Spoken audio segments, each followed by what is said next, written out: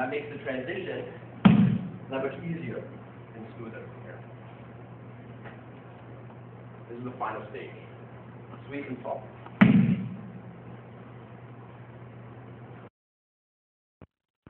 Let's go over the key points now for the following levels here. For the side break fall, make sure the top leg is bent, sweeping across, leg comes straight across, nice and round with the body, squatting first, hand is protecting the face.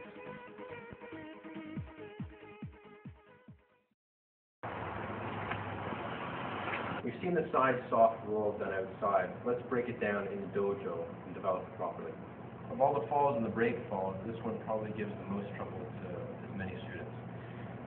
The first stage to develop from here is going to be from sitting position. Notice that this time I'm not actually hitting the ground with my hand. It's soft. There's no impact here. Movements are fluid and cat-like, like a sphere. This one is especially round. The best is to try and practice on a line, like the crack of the mat, and this will help orient you in terms of where to take your legs and where to take your hands. Think of your body as a teeter-totter now. As your body is going down towards the ground, your legs are going to come up, and you're going to use this momentum to roll you over your shoulder. Let's see it a few times. Sitting, lying, and rocking.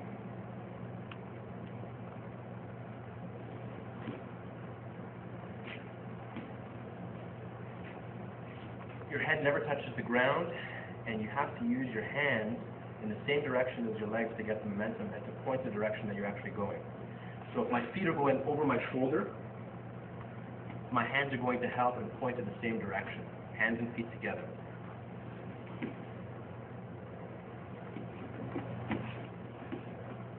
Noticing I'm ending up on my toe every time I'm in the squatting position.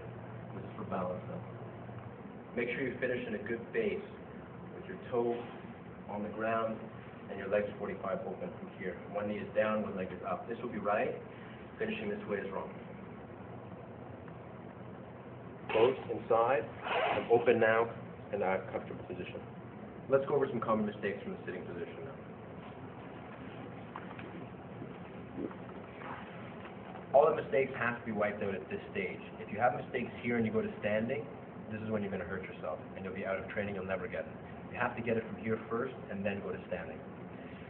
The big mistakes from here are the direction of the legs, which is everything. It's not like the backwards roll, where I'm taking my hand out to the side and bring my leg 45 degrees over the shoulder. I'm actually, if I do the right side, take my legs over the left shoulder. Don't be confused. Pay attention now. I'm doing the right side, but going to this corner now. At the same time, also make sure that you don't go straight over your head with your legs. So this is also wrong.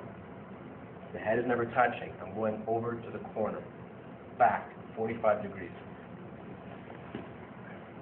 Hands are never pushing off the ground. They're free to protect from here. The final stage done from standing still has to be done gradually, and in the beginning especially, as slow as necessary, as slow as possible. This is when the injuries happen, if we're not careful. From here I'm going to be stepping, throwing the leg to the side and squatting. If you have weak legs, this can be difficult for you. One thing that will help is to keep the hands forward, so the weight will be over the knee. Here. To here. And if I do it in one motion,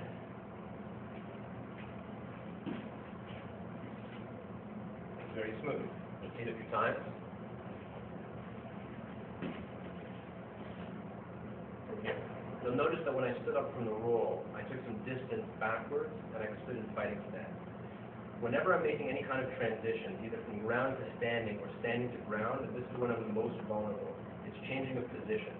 In this case now, the fact that I'm rolling from the ground going to standing means something that happened, either someone's still there or I'm in the middle of the fight from here. I have to be especially careful now as I go to standing. There's a good chance the person is going to be very close to me. If they're too close to me, I don't have time to react. I need those extra few seconds now to bridge that time and give me the space that I can at least respond in an intelligent way from here. So let's see the timing and the distance and the way it's working one more time from here.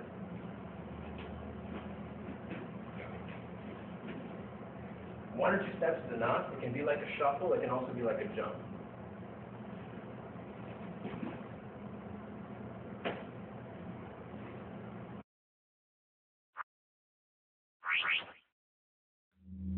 For the soft break fall, practice in stages, stepping back, rolling over the shoulder, open base, standing and fighting stance.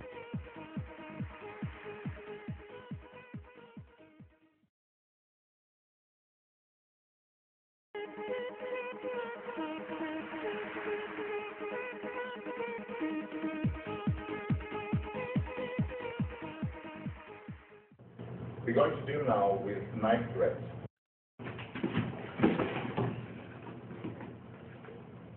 The first thing is just as level one, you're moving to the side, jumping to the side, both hand in front of our body, and we are resting it around the wrist area, trying to hold it as hard as we can. Let's see it one more time. That's one motion, sideways. If you notice, I didn't shuffle, I actually jumped slightly to the side and pulled here. At that stage, what I'm doing, I'm turning the wrist as much as I can. Turning the wrist, which bringing his elbow up. You see the peak of the elbow? It's up now. I can do it this way too, but that will be easier. Turning the wrist. At this situation, right now, we have to see how we actually take him down. I'm putting my armpit on top of his shoulder, moving my leg in front of him. So from here, the leg moving to the front, the armpit resting on the shoulder at the highest point here on the shoulder. I'm holding underneath as well, so my hands always in contact, always in control. Let's see that move again. I'm moving to the side, holding, turning, placing my armpit, moving my leg in front. So now, if he's going to be straight, up, and I'm standing next to him, this is the position that I'm holding, his foot is moving here. For me to take him down, I have to create two opposite power, two counter force. This is a counter force that we're talking. One hand is pushing down, while the other hand is pulling up. So the hand that's holding the wrist going to pull up, and the armpit going to rest on his shoulder, pushing down. Let's pay attention now to the mechanism of the move. Turning the hand over here brings the elbow, the peak of the elbow up. Me putting my weight on his shoulder will not do anything. If I put all my weight here, nothing would happen. So it has to be right here. And now, while I'm pushing down here, which is not doing anything, I have to pull that hand up. Then the reaction starts to happen. If I'm a very short person, I will place my armpit on his elbow and do this, and then slide up. Create the same force. So from here, one is pushing down, one is pulling up. If I'm short, my armpit will be on the elbow, pushing down, sliding in, grabbing the wrist. Look at the move now in slow motion, paying attention to the body mechanism.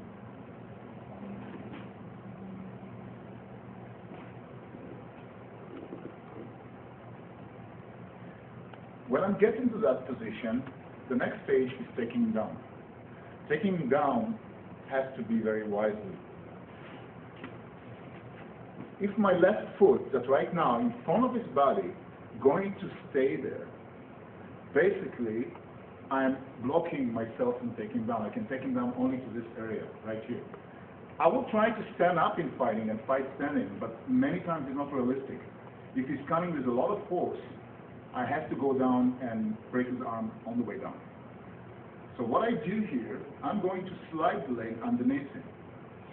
When this leg is not going to be here, most of my weight and the momentum that he was taking will take him down. So this leg going to slide to the side.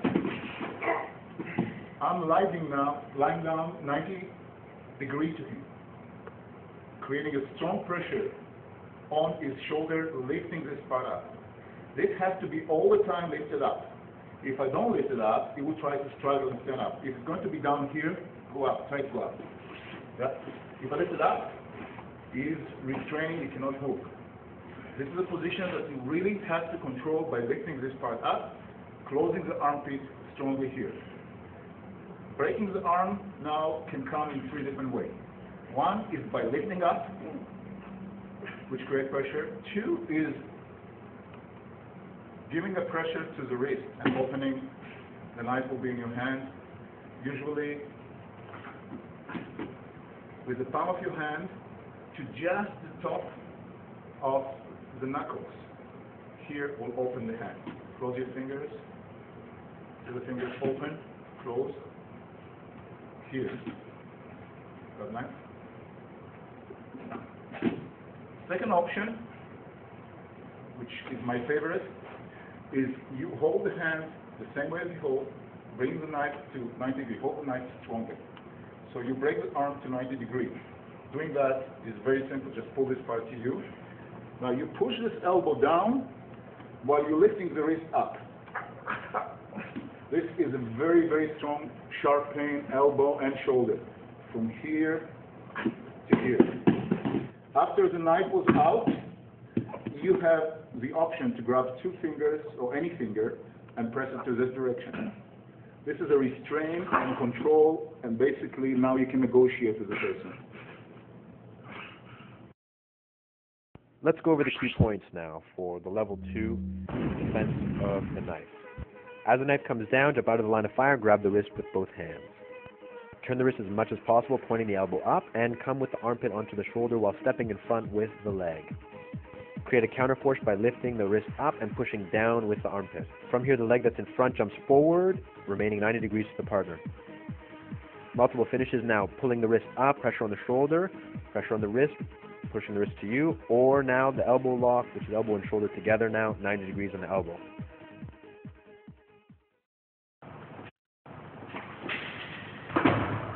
For level 2, we're going to deal with a thrust attack. When somebody comes with a knife and he's directing to the midsection of the body. This is a straight arm attack coming to the center of the body. The first thing we want to pay attention is getting out of the line, as we did for level 1. So basically, I'm moving out. As the knife comes to me with his right hand, I'm moving to my left. Moving to this direction will be right. Moving to the opposite direction might be very dangerous. So we're always moving to the same side of the hand that's holding the knife, jumping out both feet away. Pay attention to the way I'm moving. It's not like one leg and then the other. Both legs at the same time. When you do land, make sure that your knees will be bent slightly, so your center of gravity will be lower, your balance will be good. This is not enough. I don't want to take chances. So while I'm jumping to the side, the hand that's close to him is going to hit here. This hitting has to be with a straight arm, and the dark side of your hand has to be up. The fingers have to be together, not open, so you won't slide and cut your fingers. The fingers have to be together. We're hitting with the dark side of the hand. The reason for that, if I hit with the white side of my hand, there is a chance that I will pull the knife.